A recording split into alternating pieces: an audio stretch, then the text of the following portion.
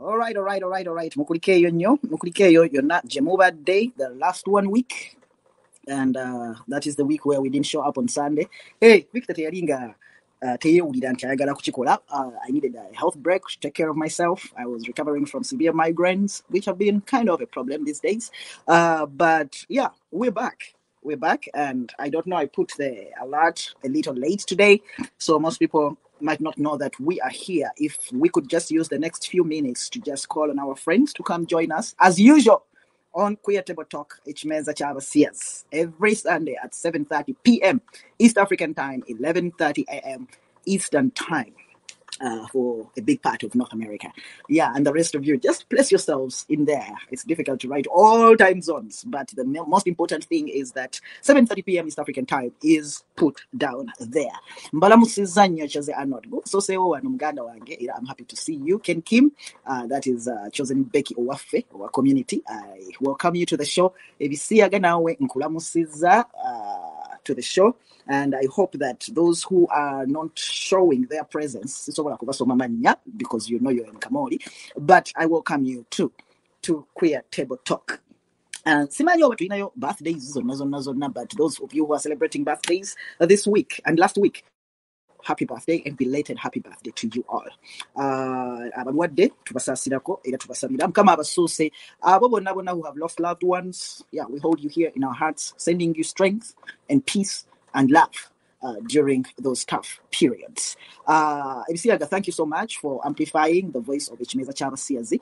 I see your posts across TikTok and across YouTube.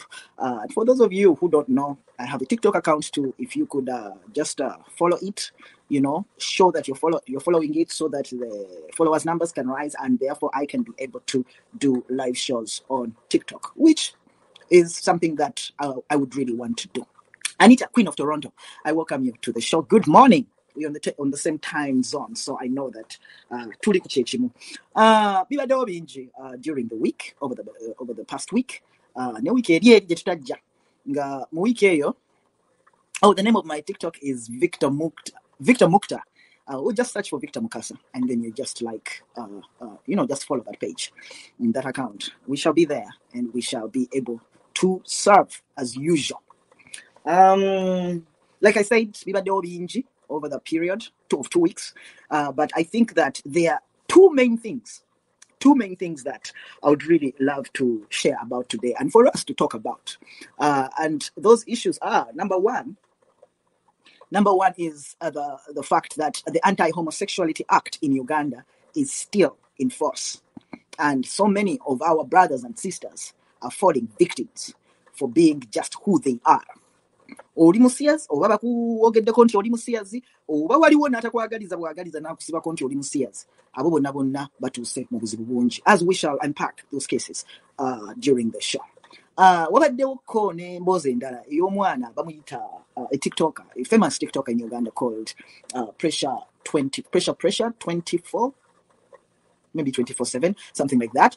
Pressure yakwatibwa because bagamba nti no yavuma Kabaka, the king of Buganda, yavuma dictator Museveni, and so many other people. So basically, he's in custody right now and has started the court hearings also. I think we saw on Friday, he appeared in court for the first time. But I think that what was really disturbing about that story is and this is what is promoting homophobia and transphobia in Uganda, the actions of our religious leaders.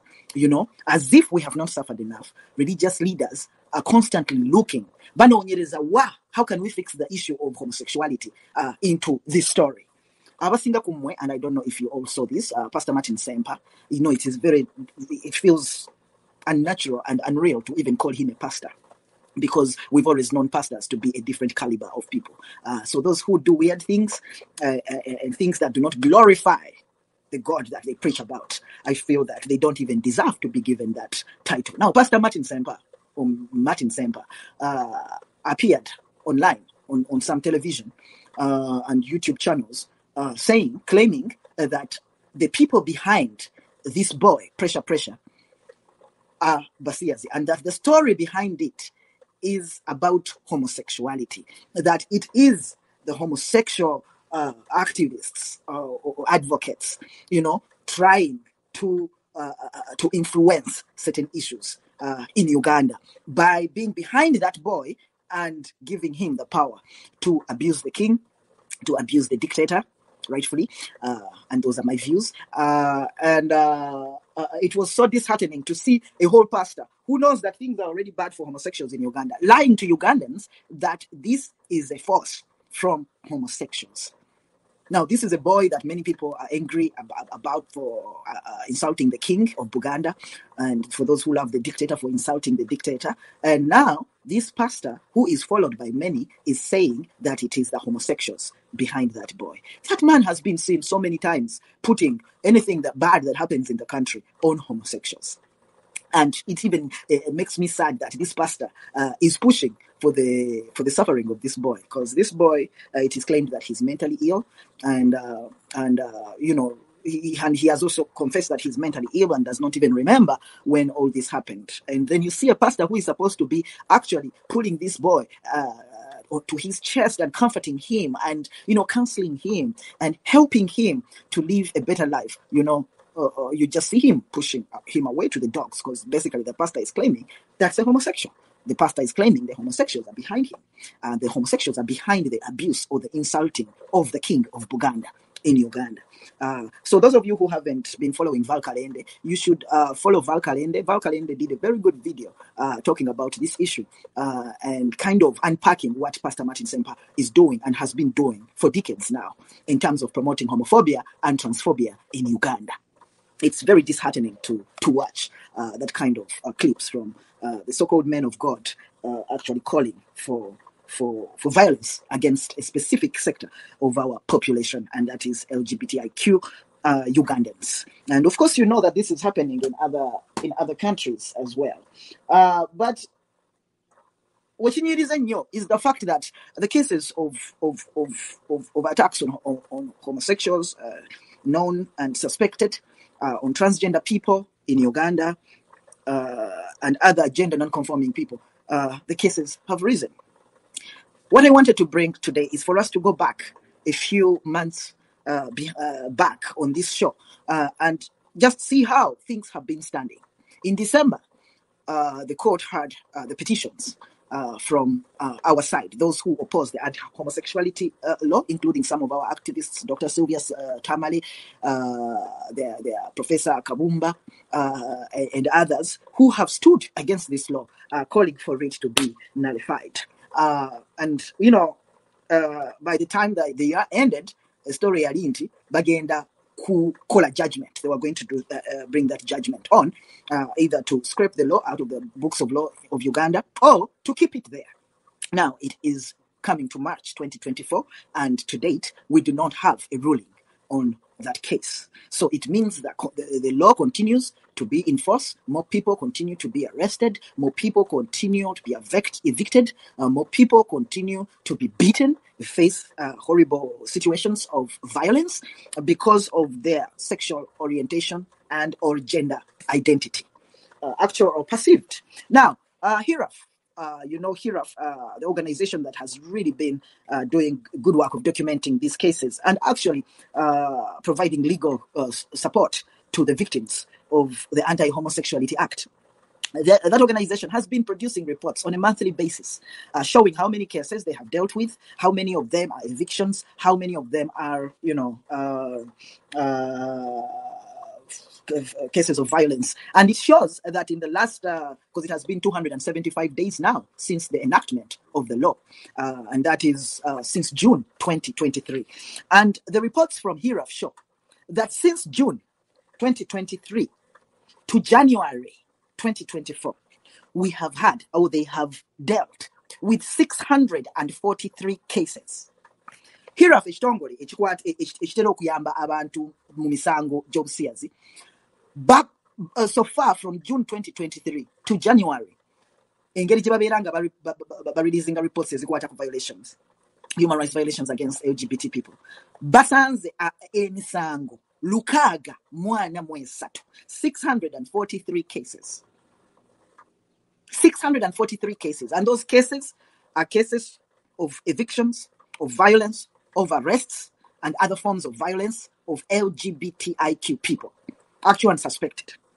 Now, of the 643 cases, Tubadeko, we have had, Hiraf has received, out of those cases, 194 of them, just evictions. Emisango chikumi muchenda mwena bantu kugobebwa mu mayumba oba mu makamu basula lwa because they are suspected or because it is known that they are. Naye ku misango egyo 194 cases of evictions. The people involved in those cases, because remember, some people are living with their partners, some people are living with their friends. They say that there are 237 people affected by those cases. Just evictions between June and January, because of the Anti-Homosexuality Act, 237 people have been evicted in 194 cases. Since June to January 2024, 42 people, and there have been 42 cases of arrests based on sexual orientation and gender identity. 42 cases. But in those 42, so when they count a case, it's like a case where they found 2 people, or it's a case where they found 5 men walking. So in those 42 cases, the people involved are 204. 204 people in the cases of arrest because of the Anti-Homosexuality Act. There have been incidents of violence, abantu okukubwa, beatings, and physical violence, emotional violence, and all. There have been 204 people in the last, how many? We say 275 days of people affected by those in 162 cases. So they've been 194 cases of evictions, 162 cases of violence, 42 cases of arrests, and also about 7 to 6 people in other forms of violence. And that is from June to January of 2024. Now, just for the month of January and February, these are the cases, and you will be shocked. And those figures that I have read are figures in the last 8 months. Yeah, happy. You see how our people are actually. Is the Anti-Homosexuality Act, but real lives are affected. Real people are in jail for nothing. Real people have been beaten and hospitalized. And some of them have gotten permanent injuries. 237 people in that period of time have gone homeless or have been displaced. And here, we are not talking about people who have fled the country into dangerous Sudan, Kenya, Tanzania, and Southern Africa. We are not even mentioning those numbers. Those are even more. But this is the reality about this law. This is the case of homosexuals and transgender people, gender non-conforming people in Uganda. And this is a situation where we have our leaders, even some human rights organizations, silent about what is happening to these citizens of Uganda. Now, in just January, there were 30, just January this year, that is last month, guys, last month, there were 30 cases of evictions, just last month. And in those 30 cases, remember that some people are staying like 3, 4, 5 of them in a specific residence. Those cases happened in Wachiso district, in Kampala, in Arua, in Mbale, in Mbarara, in Masaka, and in Jinja. How many districts do we have in Uganda? It means there are other cases that this Hiraf that is overwhelmed, and activists in Uganda that are overwhelmed, are not even able to find and document and share with us. 30 cases of evictions in just January. That's a lot. But let me read you the kind of cases that they have. Cases of evictions. And this is how horrible Uganda is for LGBTIQ people.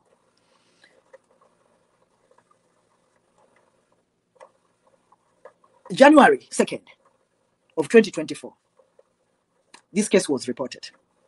And these are the facts of this case. The perpetrator is the landlord. The client's neighbors reported to the landlord that the client appeared, that the client, Hiraf uses this language very carefully. Neighbors reported to the landlord that this tenant appeared to be homosexual. In Uganda, you just appear to people I wonder what they used to tell that you're homosexual. Appeared to be homosexual based on his appearance. The landlord accordingly gave him notice at the end of December to vacate the premises by the 15th of January. And the landlord threatened to involve local area leadership and police if he did not comply. That person was evicted. On another occasion, still, actually on the same day, the client was asked to vacate his rented house. This is another client. Was asked to vacate his rented house in Nsanji by the LC1 chairperson. Like, this is the village leader. Because of being gay. This is after his landlord lodged a complaint that his tenant was a homosexual and that he needed the assistance of the local area leaders to get him out of his premises. They're just throwing them out. This other case was in Arua. Arua, up there. The client's neighbors, in this case, the tenant's neighbors became suspicious of his sexuality after noticing and interacting with his friends, many of whom are transgender women. They reported to the landlord and demanded that he evicts the client because of his sexuality, which the landlord did.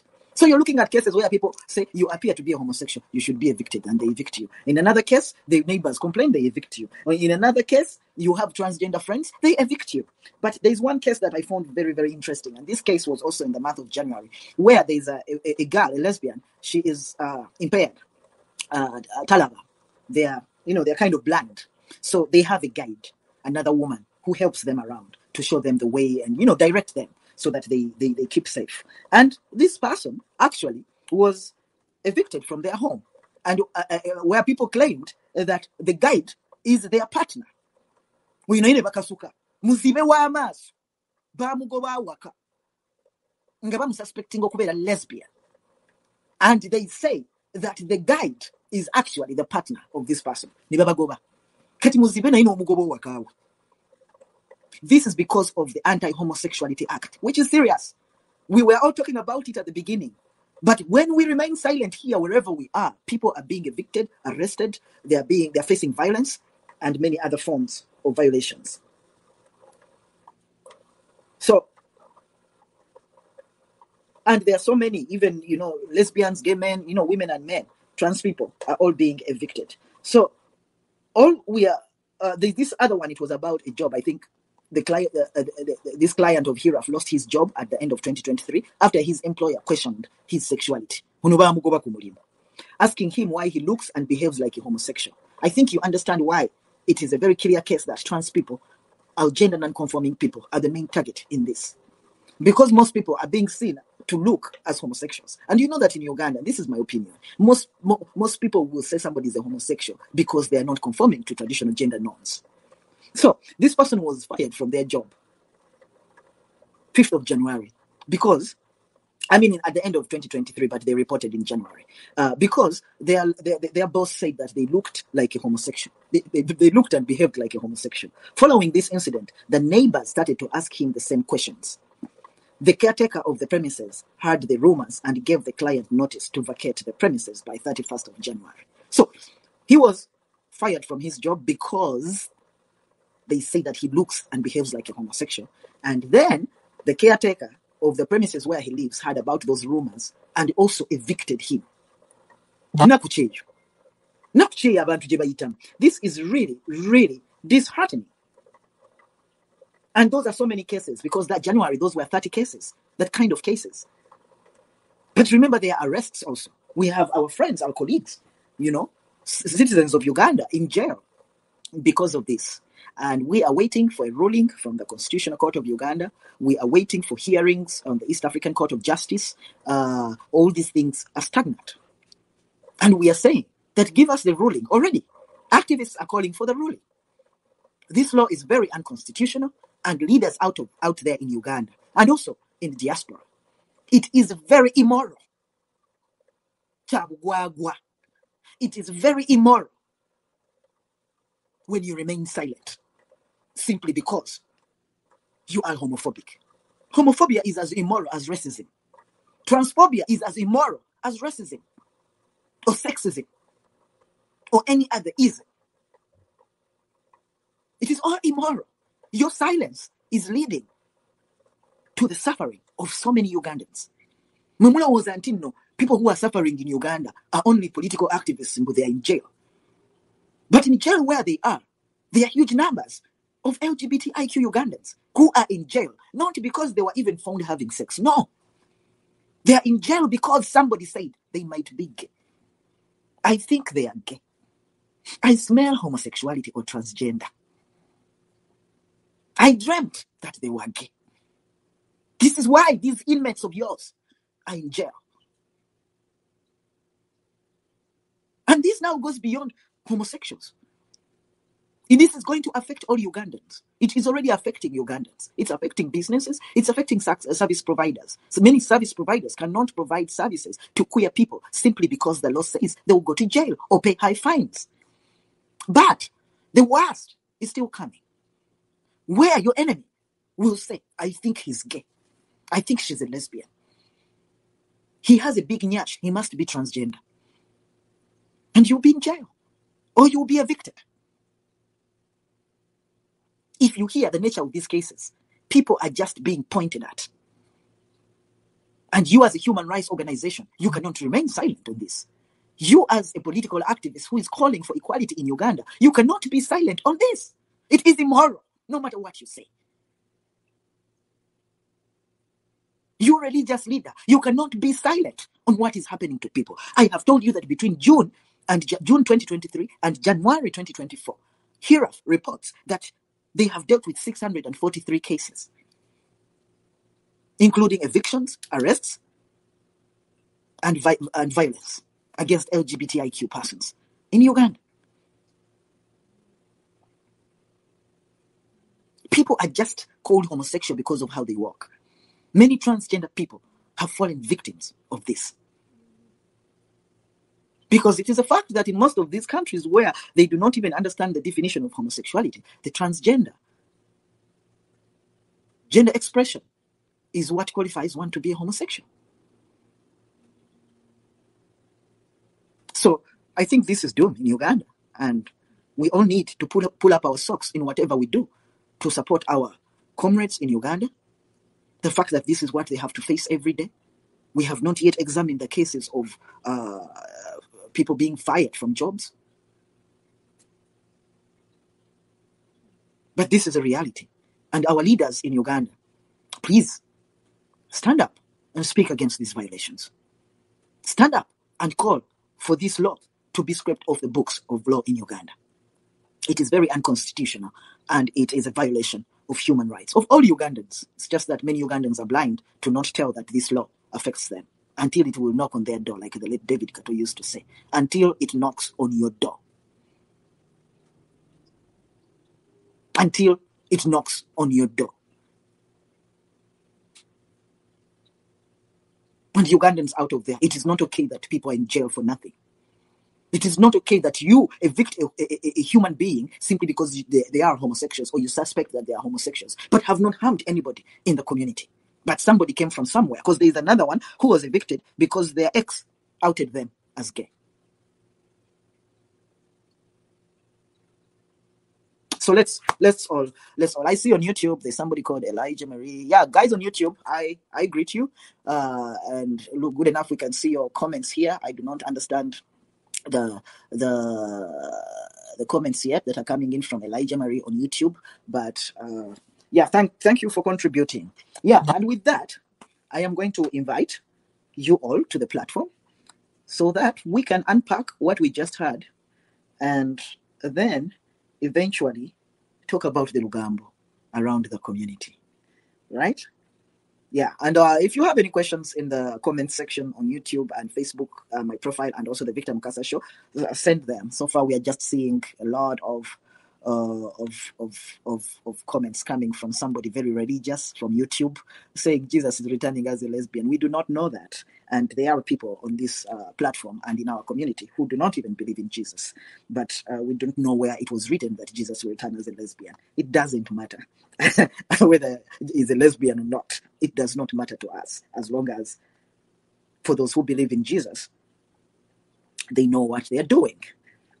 So I'm going to share the link to pin the link in the comment section, so that you can actually come and share what you think about today's submissions that I have made.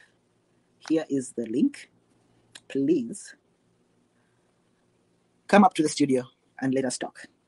The link is shared and the link will be pinned. Yeah, click on the link that I just shared and join us in the studio for a conversation or just to unpack.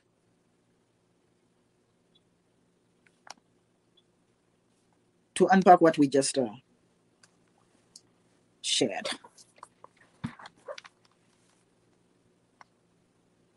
I'm just going to pin it.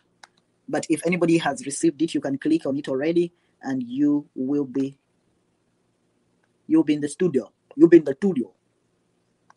I am trying to pin it, but it is not allowing me yet to pin it. But click on it and let's have a conversation.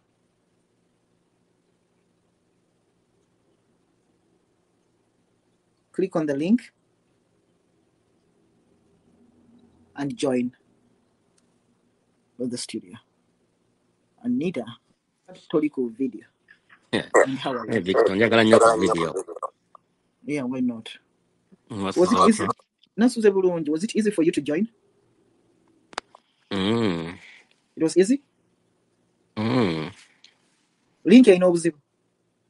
Nyangu ya kuyingiramu. Jikuyanze ndi Bulaya. Siri mu Africa. Oh, Jesus Christ. Mama Bulaya has showed up. Yeah, I'm in Canada now. All was that Steve. No gambo mu Toronto first of all. Toronto ndi fine sina buzibu neyagala. Kama ntaddeko ekisaaki. Weyagala. Kasino kagamba ki? Mane tusubireyo basi nomala aba ndooza n'omwezi nga guli kundi kugwako nga guli wakati kubanga banna tugende mu spring. Oh my God. Ffe twakawonye wano. Mane ffe tumanyi omusana gwase leero. Katonye nnyo jjo Kasino. Oh my God. Ewaffe omusana gwe guliyo gwe gwaka. Simanyi kubizana yadde nkulaga emabega. Omusana gwaka. Oba olengerayo. Akasana akalimbalimba. Niyo nno omusajja yali ako ekizimbe wenkutunuzizaawo. Olinawo omusajja? You guys talk from Madirisa? Yeah. Ku kyoleese ekyo nze byendabamu ebimu just biri mu socialism. Birimu b'okusosola. Era kuno kusosola. Tamala emirundi oyo omukulu yadda Kabaka n'amuvuma. Nadda ku Mayiga n'amuvuma. Ekitegeera. Nadda ku abo simanyi bamwenda simanyi bana aba gavumenti abavuma. Bye nga tebamusiba. Akati ologwe pressure wo akuluma. Yeah, kati oyo omwana omuto pressure okumutwala bamuteka mukwena bamusiba. Just ebintu ebimu balina okukosa common sense, you know. Omwana obuganda bamusiba de betaaga obuganda buvaayo ne bwanalizing ensonga ne bane bumukwata kirungi omukwata nteka mukomera ne si kumusiba prison. Kitegeera. Ndamuteka ku police ne ba ngabo bakale vaine mugamba na kino kyokwana kino. Either bala obaina obuzibu kumuteba mu counseling, just counseling, you know. Akati kyenjagala otekeke essira. Pressure tujja muwolereza nnyo era tujja gendako ku mikutu emirala fa abakkiriza nti yeetaaga justice. Naye olwaleero wano twagala kwogera ku nsonga Pastor Martin Ssempa gye yaleese nti buno busiyazi kwegamba nti abasiyazi be baleese olutalo luno olwa pressure. Era ayagala abantu essira baliteeke ku basiyazi bana banyiize nti omwana yavumye Kabaka. Ayagala essira baliteeke ku basiyazi kwegamba bongere okututulugunya as if tetutulugunyiziddwa enough. Nze kuze Pastor Ssempa simuwanyo bidibulira abasala kubanga Pastor Ssempa esooka be bano ba bottom abali mu dinayo. Pastor Ssempa bottom. Yeah, bano ba bottom abali mu dinayo. Bottom yali atya kozi. Abasajja omusajja bakana abasajja banenga nga yengalinga mukyala. Kati Ssempa bottom. Yes. Kati omuntu luwabanga oli bottom ngwatoli mu dinayo okitegeera ngwali osuubira ebintu tabifuna. Obera oli genest abantu ng'obawala era nga buli kijjo ino kiteeka ku bo okitegeera ngola election mukasa kyatukola yalina mental issues zayitamu naye abakozesa ku bantu abalo okitegeera kati Ssempa Ssempa buli kijja akiteeka ku basiyazi olw'okuba ali mu dinayo okitegeera teyakirizibwa waliwo ekyamuganyisa okitegeera teyakirizibwa kati obwo busungu abujjo n'abuteeka ku bantu abate babakirizibwa abakiriza kye bali nti oba ndi mwavu oba ndi mugagga this is kino kyendi kyekyange okitegeera naye andi kakati omanyi lwaki abasajja bano oluusi tulina okubawa ebiseera byaffe okubamalirako ku biseera. The issue is that kati olaba bye twogera birimu amagezi But we will not be on national television. Jajja oba baganda bafe ab'omukyalo oba mu kibuga mu Kampala gye babirabira okulaba nti tubawabula tubalaga obuntu bwaffe. Wabula Pastor Ssempa asiga obukyayi ye agenda batuukako ate bannayuganda bwe bagamba leero nti nno enkuba egenda okutonya enkya ya musaayi bakkiririzaawo tebasooka kwebuuza sayansi mu kintu ekyo. Naye omusaayi guyinza okutonya enkuba ekolebwa etya ebyo bitya okukola enkuba bwejja eyinza etya okufuuka reedi kwegamba tebasooka kwebuuza bintu byonna bwakiwulira bwakitwala. Era abawulidde abamu ku Ssempa bye yayogedde era babitutenga bwe yabyogedde nti basiyazi be balumbye obwakabaka ebadde pulaani bulijjo mu basiyazi okulumba obwakabaka. Ndowooza Pastor Ssempa okukozesa ekyo ekigambo yalabye nga omanyi Victor kati ebintu bikyuka. Nze ebiseera ebyo nga nkyali mu Kakuma nga tosoomooza musiyazi mu Kakuma nesivaayo oba nga tojja kuddaawo nerijja lijjeko kuba ndi transgender kuba ndi musiyazi goli mu Sudan oba oli mulundi ng'omanyire ng'amanyirwa kizango ezikoma ekitegeera. Kati mulimu abasiyazi abali mu Uganda abalina TikTok nga bagikozesezza okuprotectinga oyo omulenzi ekitegeera. Ekitegeera nga bagala rights zaabwe ekitegeera ng'abantu nga tebakita direct nti tuli basiyazi ekitegeera. Nga balina engeri bakibikkako ne balogokolwa n'eddembe lya pressure. Kati Ssempa kyeyavudde agamba nti awo nali ku TikTok basiyazi biki yokitegeera. Naagala okiwanvu ate akirete mu version endala. Kwegamba kati nganze omusiyazi bwe nvaayo ne nnwanirira pressure kiba kitegeeza nti abasiyazi tulwanirira kwegamba ffe tuli emabega wa pressure. Okitegeera. Naye gwe tulaba nti obwa busiru. Anti bwabusiru kyegamba nti wali ali mu dinaayo ya bwa bottom. Bulijjo simanyi nti Ssempa bottom. Okitegeera. Anti nayo bwa bottom. Ekyo kimukozesa ebintu bisirusiru. George Wamala nkulamusizza, Dawson Hillary mbalamusizza nnyo. Yeah. Omuntu liwo byala mu dinaayo nze nzikala nga nabeerako n'omulenzi ng'ali mu dinaayo. Naye nga buli womala ogenda oba okitegeera n'akublockinga. Ogenda ebuziba. N'akublockinga okitegeera. Wayitawo ebbanga. Nolaba ate ng'akugira ate ng'ase kuselestinga. Okitegeera kati ye Ssempa abeeraawo n'agamba naye bano abantu nno bakolako ekisinga obunene lwa nsonga kino tekyagenda bulungi ku sayidi enka nina okubaanika. Oba Ssempa yali yeetadde mu kintu ky'atali ne bamuyisa bubi. Nakyo kyegamba yali ageze mu kyebbotomu n'adinayingibwa ekyo nazza abagenyi okitegeera. Kati nze ne bamwogerako era ndikugamba kaneka amaguleko olutalo. Okitegeera. Kati ffenna tulugendeddemu olwabo abamusobyako. Yes. Nga kyannaku. Naye nga kyannyamiza okulaba nti omukulembeze w'eddiini akuliramu okulaba nti ayongera kukyayisa basiyazi olw'ebintu ye by'ayagala okufunamu. Ate Victor kakuli fa abasiyazi tulina mitima mibi bwe gityo. Ate abasiyazi tulina mpisa mbi. Olaba nabye mawulire eggulo nga Pastor Kayanja nga no Pastor Ssempa oyo alina fesi yakulubuka.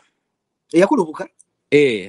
Ono oba ye Pastor wali Pastor avumanyo Pastor Kayanja.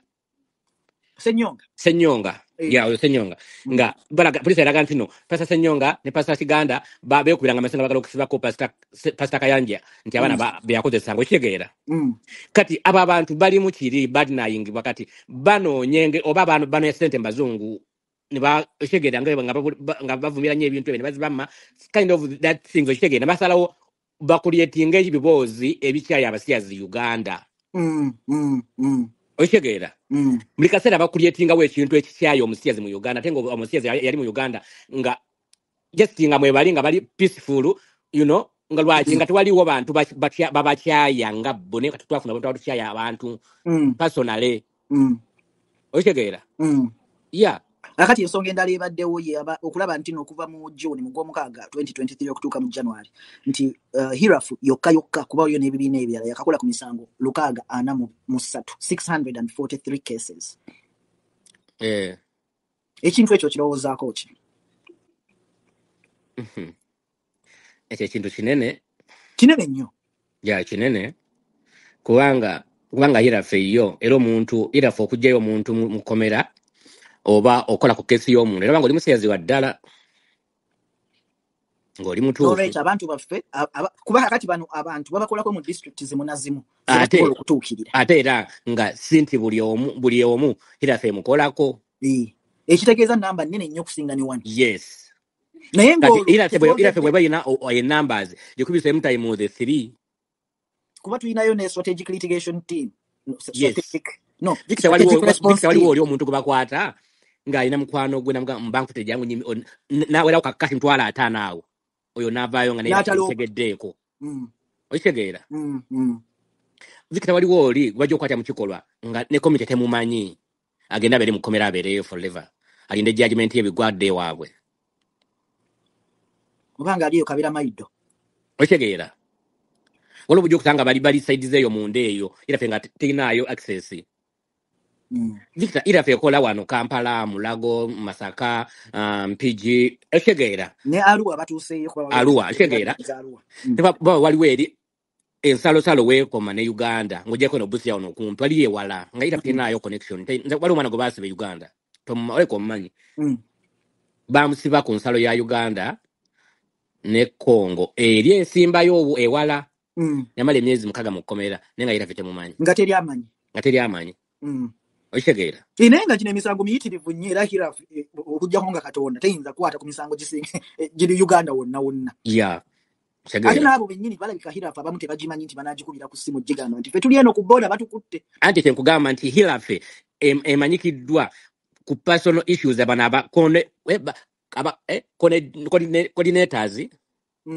Okitegeera nti ekitongole kino muntu wekimanyi mu Hirafu no omwana amanyi no wali omwana ali wansi w'emmeeza ngetamanyiddwa ate naye nga tejangayo mu public.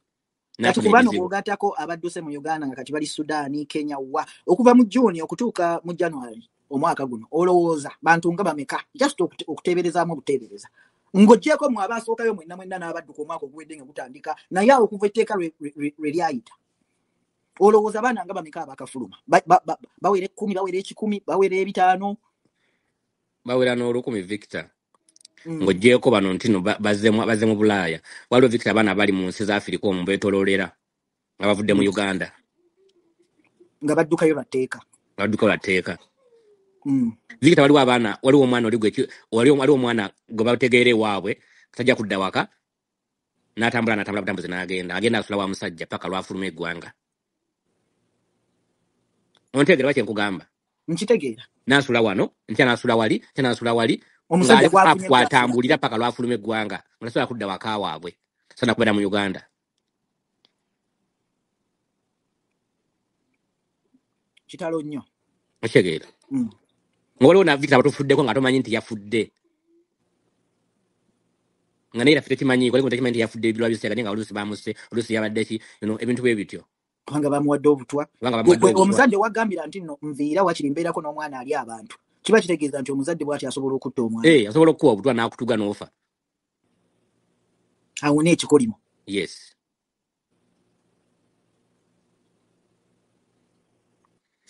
N'olwekyo tulina kukola nnyo okulaba nga community yaffe ntono ate nnene. Tulina okulaba nga tugatekawo communication nga buli mwana avaayo tumanya nti gundi yavuddeyo koza bwe tutyo banga buli district waliwo communication ebeerawo awo mu district ziri mu Uganda. Ndowooza era abali Uganda bagezaako okulaba nti bateeka buli nsonda ya Uganda okulaba nga abantu babajjayo oba babawo obukuumi naye okusingira ddala tosobola kujja basiyazi bonna mu Uganda. Ndowooza ekiriwo ekikulu kyakukyusa embeera mu Uganda. Yes, kujja basiyazi okukyusa ate Victor ne zino ensi zikyatwagala kujja mu nsi zaabwe kyovola bagalira kuteekawo mateekateeka kusomesa Ebisiyaga abantu babeere mu nsi zaabwe bityo ntuba kuba abasinga okujjayo mu basiyazi baba straight babawo obutuuze leero enkeera be babagatta ne mu mbaga. Kitegeera kati good. Kinkaabya amaziga Victor bw'okyogerako.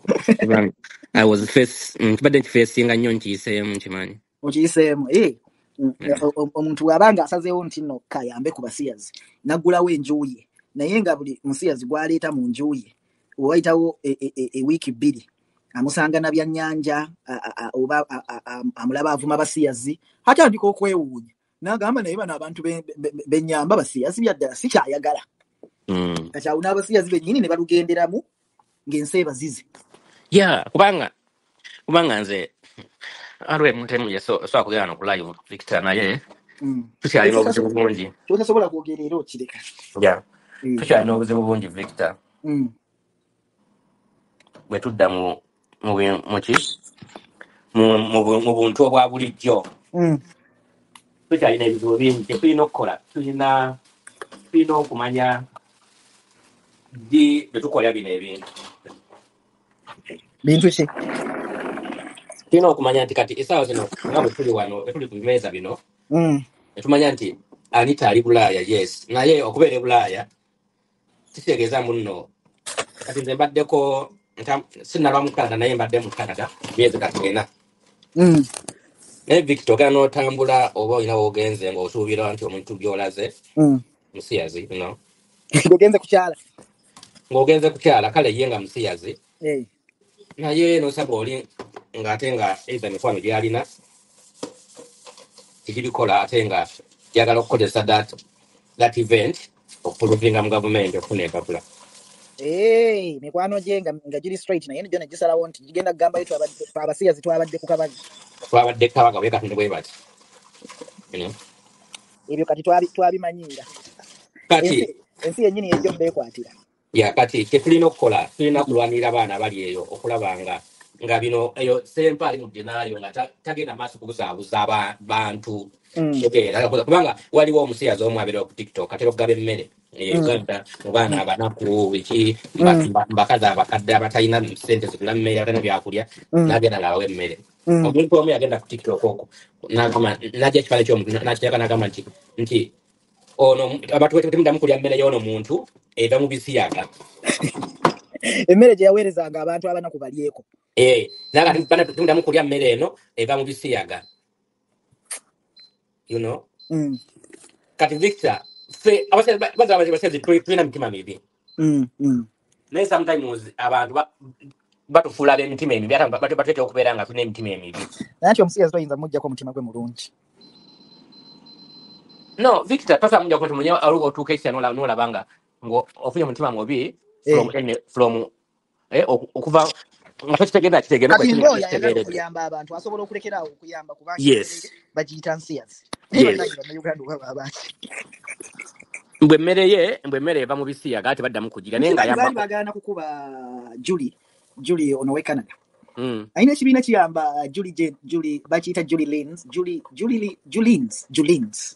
ekibiina kiyamba abantu ndowooza oluusi ne bekiyambye mu kyalo ekimu temulimu wadde musiyazi n'ogo naye kwegamba kyo olw'emitima emirungi basalawo nti bayambe abanaku mu Uganda era waliwo abajja ku internet ne batandika okukikuba naye bo balina kye balya balina buli kimu balina emirimu naye baali bagezaako okukikuba lwakuba n'oli omutima gw'omugabi tegumukkiriza kuvaamu asigala ayamba abantu kati beebo Pastor Ssempa abataagala abakola obukyayi ku Basiyaga ng'ate Abasiyaga bo tebali kusiyaga bantu wabula oli afuna kyalina ayagala okukiyamba kyalinga ne straight ali obubi kuba obusiyazi bwaffe si gwe mulimu gwe tukola okitegeera si emmere gye tulya tenti kikwatagana na mutima omulungi gw'olina towards omuntu omulala okitegeera kati ye Ssempa waabeera eyo oba oyo ani oyo omusajja alina feesa yakulubuka alaba nga foba tuli kaŋŋambe nti omusiyazi sometimes tubeera so lawyers si ffenna naye basenga tutera okuba nga tuli beerufu mu bye tukola okitegeera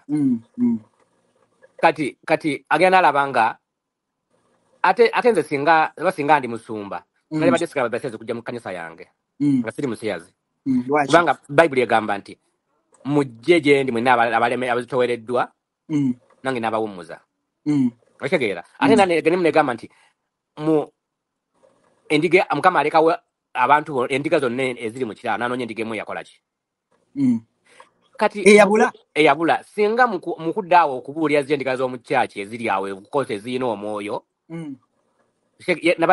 yabadde agamba nti no bo banga abantu bano basiyazi kabasembeze mu kyetwa buli ekigambo kya Katonda bakyuse mu bye bakola bakyuseemu ki anti nkujira bakyuse mu bye bakola okitegeera okukyusa mu bye tukola tukutegeeza nti okukyusa mu bye tukola mbove ku Bisiyaga okitegeera wabula okukyusa bw'oba obadde omusiyazi abadde mubbi olekeraawo okubba bw'oba obadde mwenzi lekeraawo obwenzi ofune ebbaawo omu okitegeera Mukama gwe yagenda okukutonda ng'amanyi gwe bw'oli mundaayo nze Victor ndaba mubiri gwa Victor omutima gwo simanyi nti gwagala Katonda simanyi nkoleganayo gyonna ne Katonda awo ola nze ndaba mubiri gwa Victor okitegeera kati oyinza oba nga omwoyo oyagala Katonda wo naye nga ku mubiri kuno tulaga kirala Okitegera katwagala tutereezo oyo Katonda gw'oyagala munda ave mwebala ebiwa ebirungi ebiwesa Mukama ekitiibwa wabula ate si kugamba nti ove ku bisiya kubanga gwe munda watondebwa ng'oli musiyazi obwo butonde bwo. yes Right. Naye kwegamba ne batandika n'okukyayisa obuyambi ne bakyayisa ensi ali akoze kinene nnyo okukyayisa omusiyazi e Uganda. Era singa lakuba sikini abo abantu bwe bato buli musaayi ogufa nga gwa musiyazi nga gwali badde baguteeka ku bafuna bavunaanyizibwako. Era olunaku lujja kukya emisango egyo gibabeereko. Olunaku lujja kukya emisango egyo gibabeereko. Abantu abali mu kubundabunda kati owulira ekiri e Sudan. Abantu odduka otya mu nsi yo n'oddukira e Sudan. Era n'olowooza nti omuntu oyo ali mu kwekoza. Ate n'ekirala Victor singa twamanyi nti nno oba okubeera omusiyazi si kibi sometimes oli agamba ava mu Uganda ajja n'akyetiikako mu face namugana agamba amuge am trans am bisexual am a trans man am a trans woman naye nga in his heart takiriimu okitegeera kati kuko yakoze ekyo nanga avudde ne ngamba amwanita ndi bwe nti no yakoze ekyo ani mutuufu ani mukyamu